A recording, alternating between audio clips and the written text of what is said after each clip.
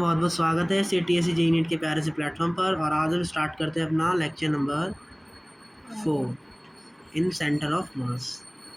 अभी तक हमने सेंटर ऑफ मास में काफ़ी कुछ जाना है और आज हम सेंटर ऑफ मास में कुछ PYQ देखेंगे और उसके बाद क्लास को एंड करेंगे और सिर्फ PYQ देखेंगे जो भी छोटे मोटे क्वेश्चन होमवर्क में दिए थे। एक बार उसको डिस्कस करते हैं और मिलते हैं कल। चलिए स्टार्ट करते हैं। पहला PYQ, a circular hole of radius a by 2 is cut off circular disc of radius a as saw in figure. The centroid of the remaining circular portion with respect to point O will be. ये y axis है, ये हमारा x axis है, ये हमारा circular है।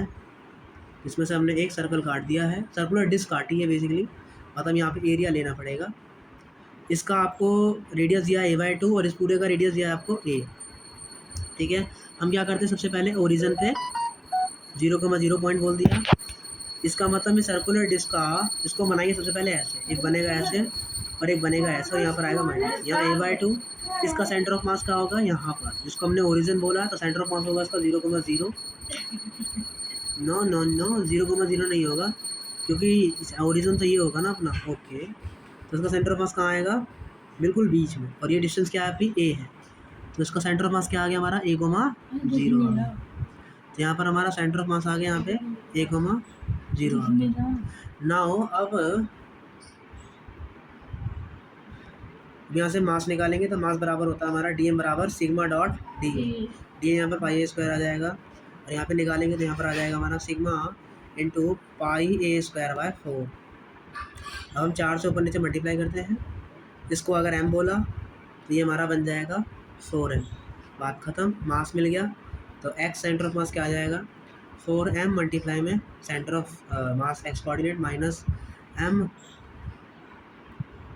हाँ, एक यहाँ पे गड़बड़ होगा। क्या गड़बड़, कि ये a/2 है, हमें तो ओरिजिन से बतानी है। तो ओरिजिन से दूरी क्या होगी, ये a है, हमें तो ओरिजिन से दूरी बतानी है। ये a है, ये a/2 है, तो ओरिजिन से यहाँ से लेकर यहाँ तक की दूरी क्या होगी, 3a/2। याद रखेंगे इन क्वेश्चन में दूरी कहाँ से लेते हैं, ओरिजिन से। तो यहाँ पे क्या लिया जाएगा, 3a/2 and divide by total mass. ठीक है, तो 2 चौका 8, 8 में 3 गया 5, तो यहाँ बचेगा 5a/2। इस तरीके से अपना आंसर आ जाएगा 5a/6। ऑप्शन नंबर ए अपने यहाँ पे करेक्ट आंसर होगा। चलिए आगे बढ़ते हैं और अपना अगला क्वेश्चन करते हैं। एक अब तक का क्वेश्चन नंबर 27 होने वाला है। आपको डिस्क दिया है, ये रहा डिस्क, और उस डिस्क में से आपने एक यूनिफॉर्म सरफेस मास डेंसिटी, इसका सिग्मा है जैसा कि पिक्चर में दिख रहा है, उसमें से आपने क्वार्टर डिस्क को काट लिया है।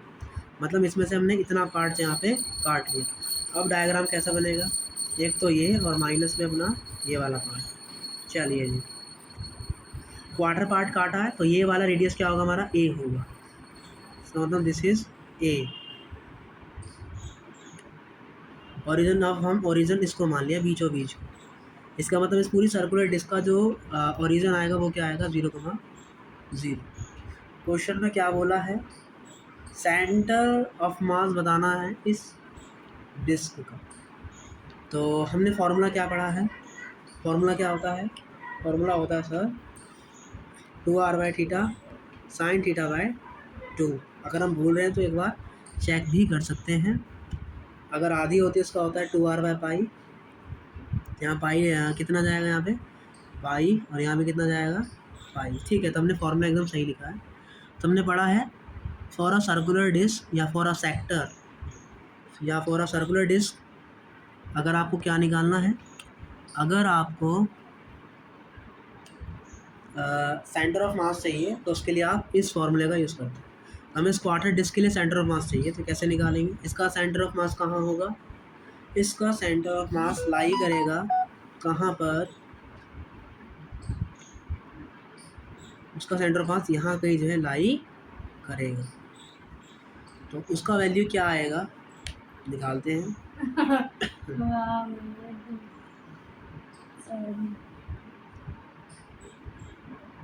इसमें तो होलो कैविटी वैविटी का कुछ मतलब ही नहीं है, इन सब का तो यहाँ पे ज़रूरत ही नहीं है, तो डायरेक्ट ही हो जाएगा।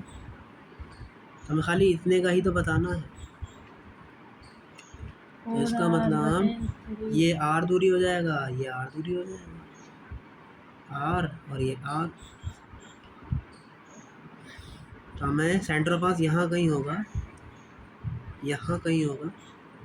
तो ये आर है, ये आर है, तो मतलब सेंटर ऑफ मास क्या होता है 2r/थीटा। थीटा कितना लेंगे π/4 मल्टीप्लाई में साइन θ/2। इसका मतलब वो कितना जाएगा हमारा π/4।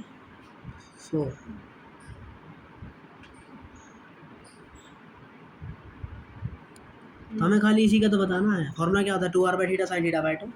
थीटा हमें π/2 लेना है, π/4 थोड़ी ना, ये तो 90 डिग्री बन रहा है ना। इसका मतलब 2r और डिवाइड में π/2 साइन थीटा π/2 एंड डिवाइड में 2। 2 टू 4, 4r/π हो जाएगा ये, क्योंकि रेडियस आ रही है इसका भी, और रेडियस आ रही है, यस। और π/4 का वैल्यू कितना होता है 1/√2, यहाँ जाएगा 1/√2।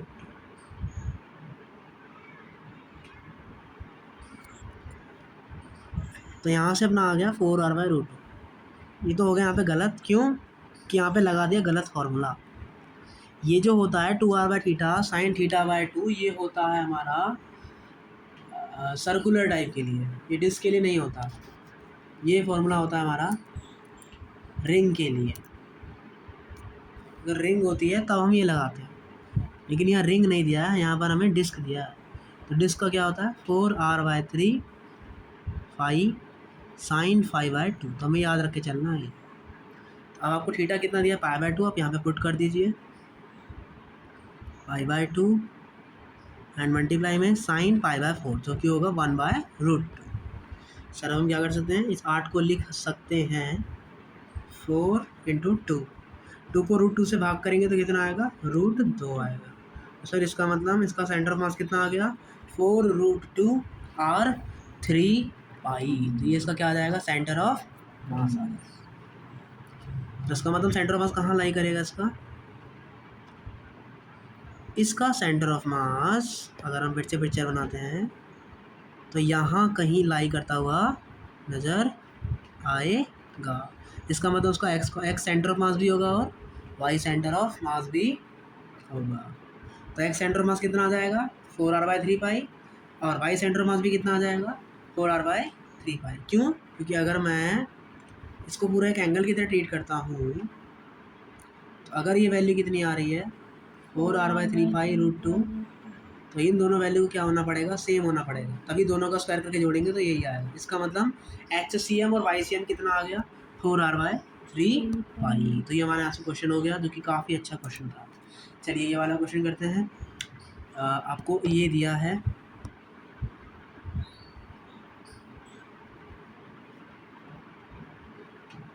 हमें ये दिया है, ठीक है। मैं कोऑर्डिनेट्स दे रखे हैं। इसका कोऑर्डिनेट है 0,3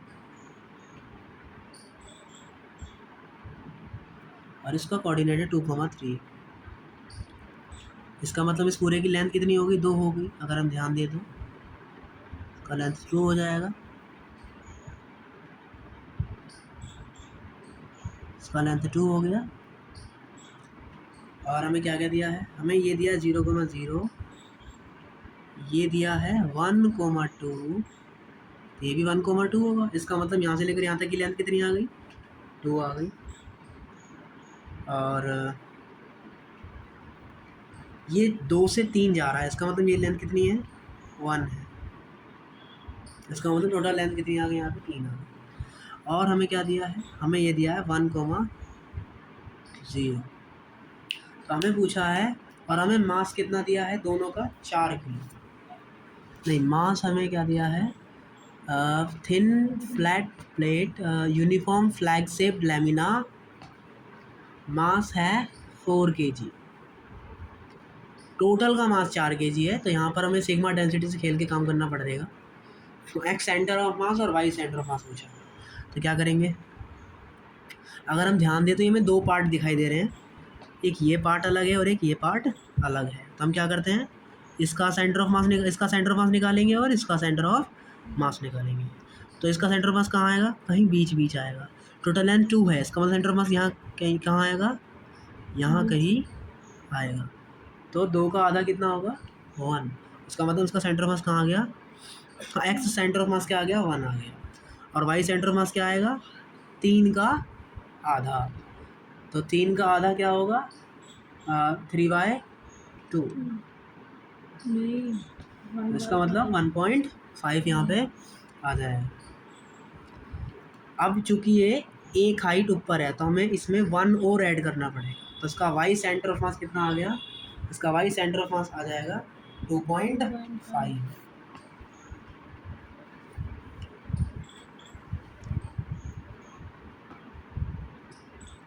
अब इसका सेंटर ऑफ मास निकालते हैं।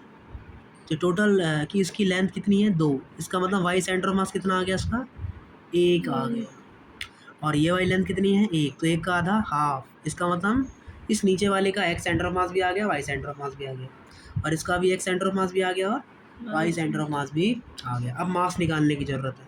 सिग्मा डेंसिटी है, दोनों का डेंसिटी सेम है और ये रेक्टेंगल है तो यहाँ पे हमें सिग्मा लेना पड़ेगा। तो क्या होगा डी एम बराबर सिग्मा इंटू एरिया। तो ऊपर वाले का एरिया क्या होगा, लेंथ कितनी है 1 है हाँ, और चौड़ाई कितनी है 2। तो इसका मतलब इसका एरिया कितना आ गया 2 आ गया। इसका लेंथ है 1 और ये है 2। इसका मतलब इसका भी कितना आ गया सिग्मा इंटू 2।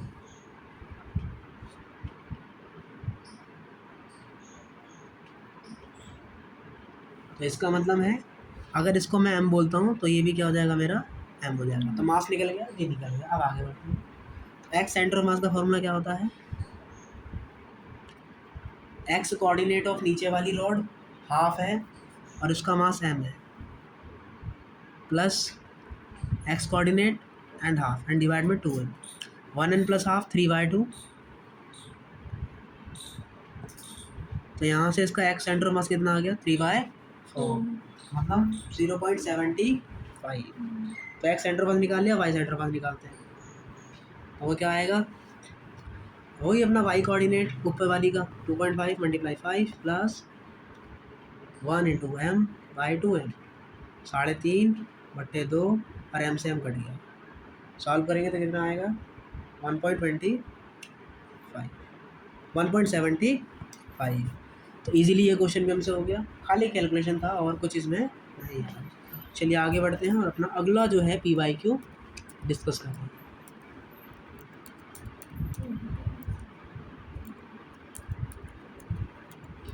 ये आपके पास एक ट्रायंगल दिया है और इसका सेंटर ऑफ मास पूछा है।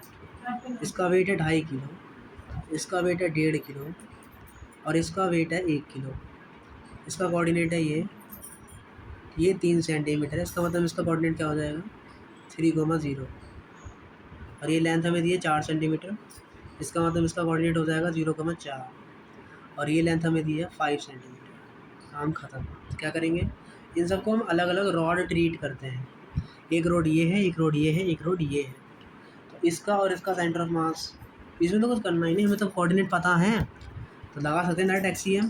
तो एक्सीएम क्या आ जाएगा 1 किलो इसका x coordinate, 3 kilo 1.5 kilo x coordinate plus 2.5 kilo x coordinate divide में टोटल मास 2.5 प्लस 1.5 4 और 1 5 0 0 15 3 45। तो यहाँ से अपना आ गया 0.9 सेंटीमीटर। अब निकालते हैं वाई सेंटर ऑफ मास।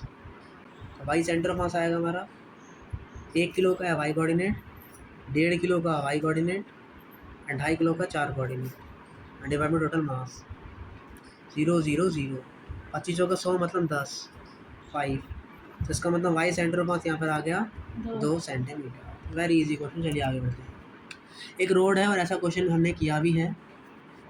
आपको रो का वैल्यू दिया है, मतलब को डेंसिटी दी है a प्लस बी x/l का स्क्वायर और आपको 0 से लेकर l तक की लिमिट चढ़ानी है, ऐसा बोला गया है। और आपको x सेंटर ऑफ मास निकालना है। आपके पास एक रॉड है तो क्या करते हैं, अगर आपको डेंसिटी वेरिएबल देता है तो हम x लेंथ पे जाते हैं, dx लेंथ का छोटा सा पार्टिकल पकड़ते हैं और हम लगा देते हैं integration of x dm, integration of dm। Sir dm कैसे निकालेंगे, dm बराबर होता है छोटा सा टुकड़ा और उसका डेंसिटी। रॉड है तो इसलिए इसका जाएगा लैम्डा डेंसिटी। तो बस काम ख़त्म। अब लगा देते हैं यहाँ पे डी एम की जगह आ जाएगा लैम्डा डॉट डी एक्स, और लैम्डा का वैल्यू में दिया है ये, और मल्टीप्लाई में एक्स डॉट डी एक्स, इसी से डिवाइड भी करेंगे और लिमिट चढ़ेगा 0 से n। सॉल्व करते हैं, इजी समझेगा। मल्टीप्लाई कर देंगे तो यहाँ भी x आ जाएगा और इसकी पावर चढ़ जाएगी 3। अब करते हैं ax का ds के रिस्पेक्ट में इंटीग्रेशन ax²/2, इसका x की पावर 3 तो x की power 4 divide 4l² and also divide में जाएगा अपना a का डॉट डी एक्स तो ax प्लस bx²/l² तो bx³/3l²। अब x की जगह वैल्यू पुट करेंगे l, क्योंकि इनिशियल लिमिट 0 है तो आंसर 0 ही आ जाएगा, कुछ बदलाव करने का फ़ायदा नहीं है। l l l और डिवाइड में दिस, खत्म। अब इसको आप जितना चाहें, अब हम दोनों में से क्या कॉमन ले सकते हैं, यहाँ से मैंने l कॉमन ले लिया तो यहाँ बचेगा l², यहाँ तो l है ही, यहाँ बचेगा l² और एक l डिवाइड यहाँ मार दिया और एक l डिवाइड यहाँ मार दिया। अब देखिए l² से, अरे यार देखिए l² से l² कटा तो यहाँ क्या बचा b/3 और l बाहर कॉमन भी तो आएगा।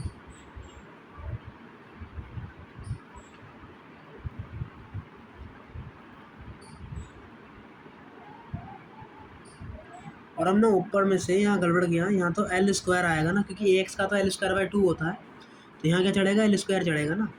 तो इस टोटल में से हमने क्या कॉमन लिया, l कॉमन लिया तो l बाहर आ गया। l छोड़ो, l² ही कॉमन ले लेते हैं, हमने l² ही कॉमन ले लिया तो ऊपर l² आया और नीचे l आया और यहाँ क्या बचा हमारा l², इससे अब ये कट गया और l² से l कट गया। यहाँ 3 आ जाएगा, 3a + b हो जाएगा। यहाँ क्या आ जाएगा 2a + b और डिवाइड में 4, तो इसका मतलब यहाँ से हमारा क्या फाइनल आंसर क्या आ गया 3/4। ये तो कैलकुलेशन आप भी कर सकते हो अपने आप। तो ये फाइनली अपना क्या आ जाएगा एक्स सेंटर ऑफ, तो जो समझाना था वो समझा दिया, ये तो नॉर्मल कैलकुलेशन है, कोई भी कर लेगा। चलिए आगे बढ़ते हैं और 12 अप्रैल 2019 का क्वेश्चन यहाँ पे डिस्कस करते हैं। क्या है, अगेन आपको कोऑर्डिनेट दिए हैं, कोऑर्डिनेट सिस्टम से आपको चीज़ें निकालनी है, ईजी होता है सारे क्वेश्चन। इसका मास है 50 ग्राम, इसका मतलब 0.5 kg। देखो सारे ग्राम में दिए हैं तो उसको किलोग्राम में चेंज करने की ज़रूरत नहीं है, क्योंकि ग्राम से ग्राम कट जाए, क्योंकि नीचे टोटल मास आता है इसलिए। इसका कोऑर्डिनेट दिया 0,0, यहाँ तक की दूरी है 1 मीटर, इसका मतलब इसका कोऑर्डिनेट हो जाएगा 1,0 और इसका मास है 100 ग्राम। ये और ये मिला है, इसका मास हमें दिया है 150 ग्राम और ये एंगल है 60 डिग्री।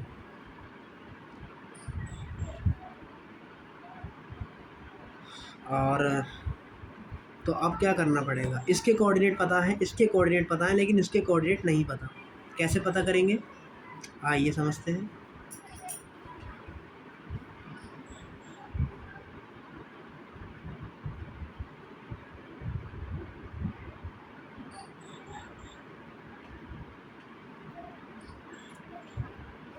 तो इसके कोऑर्डिनेट हमारे आ गए, कैसे निकालेंगे।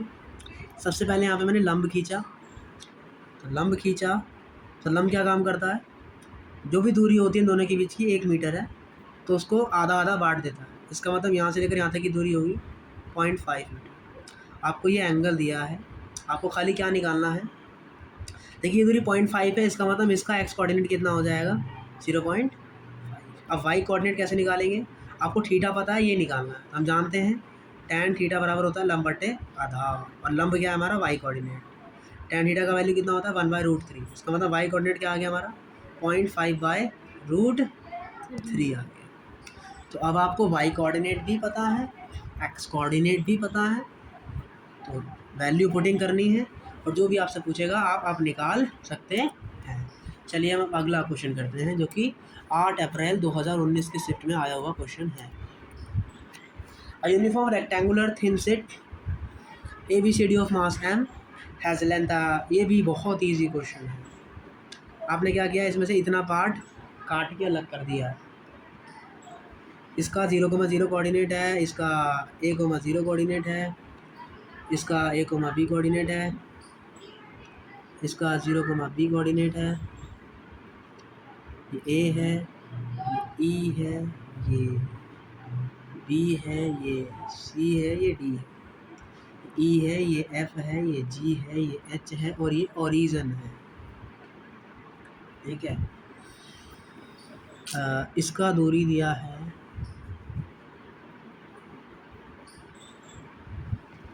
A/2, B/2, ओरिजिन का वैल्यू दिया।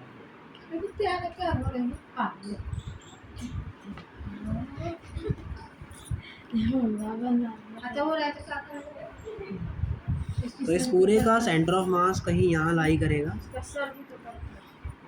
तो इसका मतलब हम खोखला कर दिया, तो उसको हम ऐसे बनाएंगे।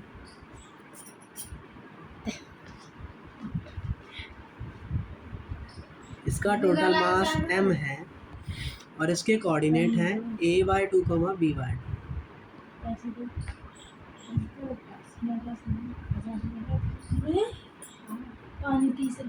और इसका एक हिस्सा आपने काट के फेंका है, तो इसका मास कितना होगा, m/4। और इसका सेंटर ऑफ मास कहाँ लाई करेगा, यहाँ कहीं लाई करेगा। कैसे निकालेंगे, देखिए टोटल लेंथ ये वाली और ये वाली A है, तो जो ये आपने काटा है तो इतने की लेंथ क्या होगी, A/2। और ये लेंथ कैसे मिलेगी, ये भी आधी होगी, मतलब ये भी क्या होगी, B/2। तो इसका मतलब ये वाली हमारा क्या हो गया, इसका कोऑर्डिनेट, इसका आधा, अब A/4 और B/4।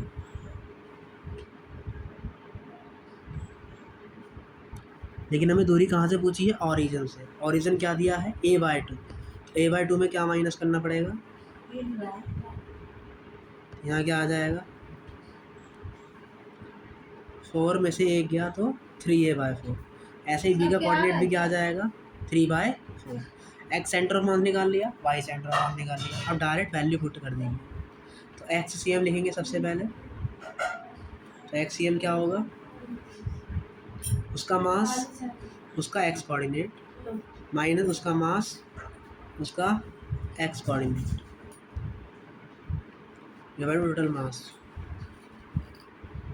खिलाओ मम्मी।